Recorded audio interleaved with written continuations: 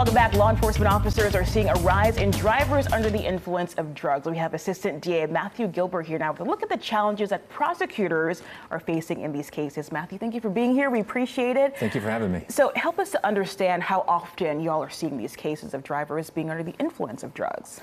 So those cases are increasing. Let me give you some National Highway Traffic Safety Administration numbers. Okay. From 2007, some data from there showed that drug driving on the weekend, about 8.6% of drivers may have been under the influence of that. In 2013, they increased that to 13%. Goodness. So in some data from about a decade ago, they're reporting a 48% increase. Oh my gosh. Now, when we say drugged driving, I guess how would you basically explain what that means? Are we talking about marijuana, prescription drugs, or all of the above? All of the above. So in Tennessee, there is one driving under the influence law. It covers alcohol and drugs. You have to be sober when you drive on the road. Okay, of course. Now, when it comes to your side of things as a prosecutor, what are you thinking? How do you approach a case when you see it come up and you notice that drugs are involved with this DUI? Sure. So it all starts with the police department. They're the group that are on the roads making sure that the roads are safe. If they suspect someone of drunk or drugged driving or some blend of the two,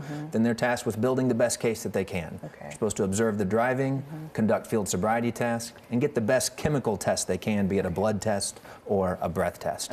At the end of the day, that's the best evidence to determine if someone was or was not sober. Okay, so what are some of the biggest challenges, I guess, from your side of things when it comes to prosecuting these cases? Sure, especially with drug driving, I'll give you three. The first is, well, when the police pull someone over, they want to know how sober or not sober they are at that instant. But they have to go to the hospital, sometimes apply for a search warrant. It can take a while to get that data. That whole time, the person's sobriety is changing.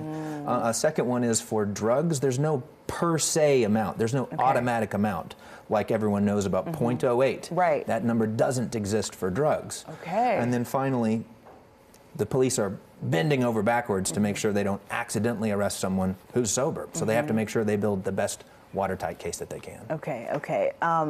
Talk a little bit about the coordination of the different entities that your office works with to try to prosecute these cases. Absolutely. This stuff is challenging and it changes year to year. There is a constant coordination amongst prosecutors in the region, statewide, also at the Attorney General's office up, and then to law enforcement departments and even nonprofits like Mothers Against Drunk Drivers. There's constant tweaks in the law to make sure we're all doing, from the law enforcement side, everything we can to keep the streets as safe as possible. How important is this for you personally to be a part of an effort like this? You know, you have people driving every single day. People like me, I come in when it's dark outside, so, you know, I'm always worried about people being under the influence, driving right alongside me. So how does it feel, and what's it like for you personally to be on this mission to help address a problem like this?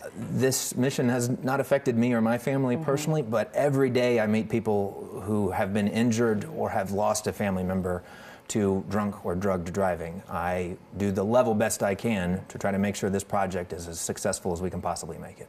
Well, thank you for being here this morning and sharing your insight with us. We really appreciate it. Folks are going to have more information, and our coverage continues throughout the day regarding drug drivers. You can also see these stories at any time if you miss them at WKRN.com.